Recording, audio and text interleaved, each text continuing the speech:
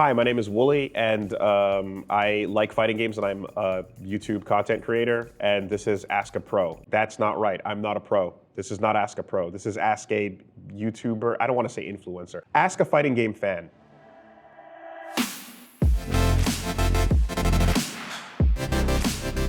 First question from JRex1995 says, what was your first experience in the FGC like? Online FGC, like I kind of saw SRK forums, the Shoryuken forums back in the day. That's kind of where I started to experience it somewhat, but like in person, it was when I held a tournament for Street Fighter 4. I was just doing it for fun with some friends, and I started like in our college, the word started to get out. And then some competitive players that used to go back and compete in like Chinatown Fair and stuff from Montreal came out, and I started to meet the local Montreal FGC who just attended my tournament, and it was like $2 entry over nachos and beer, and they destroyed us. And it was like, you can, wait, what is happening? This is crazy. And they kind of came in, took the money and like bought some rounds and had their beers and like peaced out, you know? And then we kind of did it again the next Tuesday and the next, and we kind of kept this thing going as like Tatsumaki Tuesdays. But like the old arcade heads came out of the woodwork because a Facebook tournament called them, and I got to just experience the FGC from that. At T-Ray says, how do I get back into playing a fighting game when I haven't touched it in months? Don't go to ranked immediately. Do not just boot the game up and be like, I'm gonna jump online and start. Don't do it, no. If you haven't touched it in a while and you're feeling kind of rusty and you wanna shake the rust off, what I would like to do, what I would say that's fun to do is like, go look up a match with like your character, you know, go look up like maybe some combos or some tech or something like that that's going on. And then like take that into training mode, you know, practice a bit, see if you can like learn that new combo, and then go into casual matches and see if you can like pull something like that off. You know, I'd say labbing a little bit to feel out the characters, like, you know, what it used to be and stuff, getting some of that timing back, and then playing it in a low stakes match online is probably like the best way to get reacquainted and, you know, get yourself back in there. Jack Nee 141460002. I'm just reading them as I see them. How does it feel knowing you and your pals single-handedly inspired a generation of people to try out fighting games for the first time? Yo, I say the same thing I say to everybody when they tell me that in person. Mission accomplished. Like legit, that's what I'm trying to do out here. I'm glad it's working. It's why I called the show Get Into Fighting Games. It's like, you know, not about fisticuffs or scrub lords or stuff. It's just like, it is an imperative, it is a directive, it is an idea, it's a thing. I'm super happy about that, but the truth of the matter is that it's a selfish objective. If I get you to start playing fighting games, then I have more people to fight. And there's gonna be more games that come out, and more people playing just gives me more for my own hobby. So it's a completely selfish objective. Don't get it twisted. This is more for me at the end of the day. You getting in is just, it's all about this. Choose Duck says, have there been things in other genres of games, for example, FPSs, that you would like incorporated into fighting games? Yes. There's been a lot of these over the years, and so my answer has changed many times. So recently, I've been thinking about it, and I think right now, what would be awesome is team queuing. I want a fighting game where a group of people, maybe 3 friends, could get together, almost like you do on a Discord, and just together with the homies, you queue up and do ranked as a group.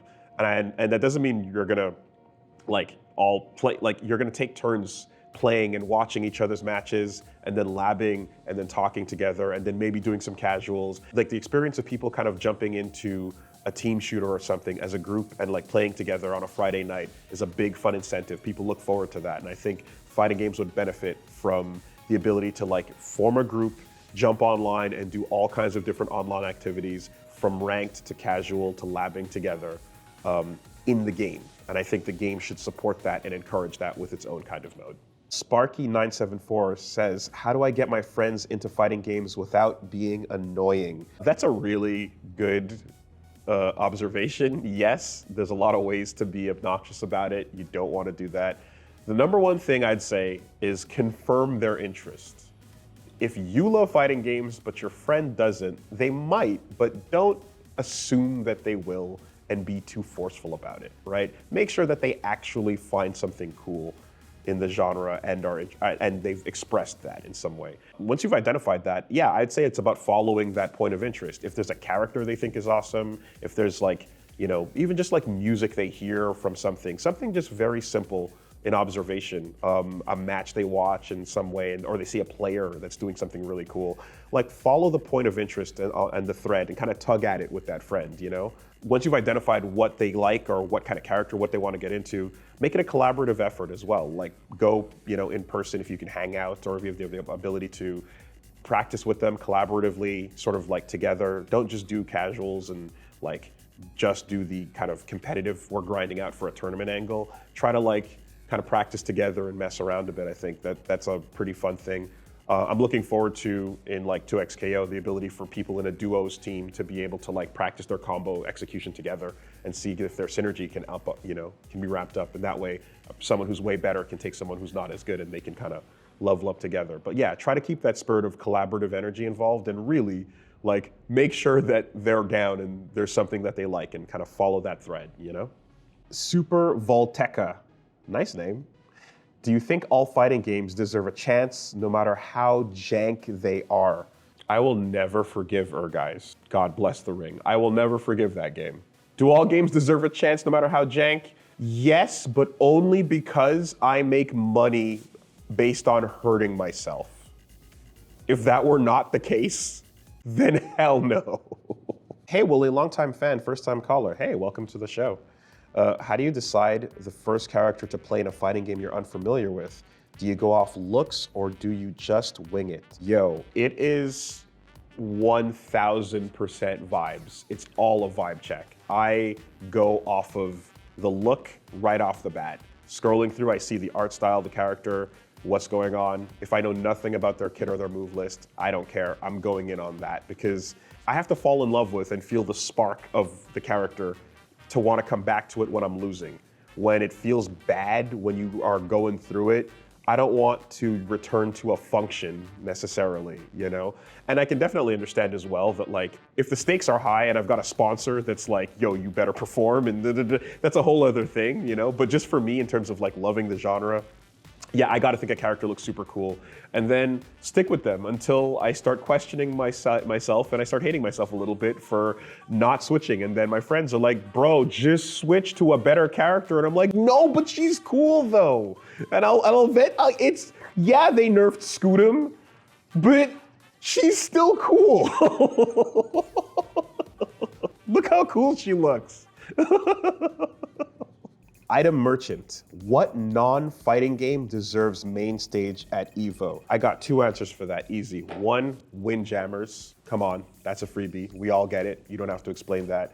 But two, I would say, shout outs to MTLSF, Sank Dis, AKA 510. It's a game you play with your hands and it's like rock, paper, scissors, but it's so much better because it has setups, it has reactions, it has like footsies. It's amazing. You play it, you have a couple drinks. If you see me, ask me how to play 510. I'll show you. It's the best not fighting game. Period. 10K Rats, how do you help someone get into fighting games if there's a wide gap in experience between you and a hypothetical friend? This is pretty similar to the others. I would say, like, yeah, pick the game that they love, right? First off, start off with something that you know that they're interested in, confirm that they're interested in that. And you yourself might be a lot better. Pick unfamiliar characters, just use the opportunity to mess around with something about the game or start playing something that you're not as familiar with. I know that even having a basis versus not having a basis is already a huge gulf, but like if you're both going at it with an exploration goal, I think in mind, that's much more fun for both people. And like you're both kind of discovering things. And that is more fun, even if, they're losing more often as well. Like the goal is to discover things and you're discovering with your new character, they're discovering about the genre in general.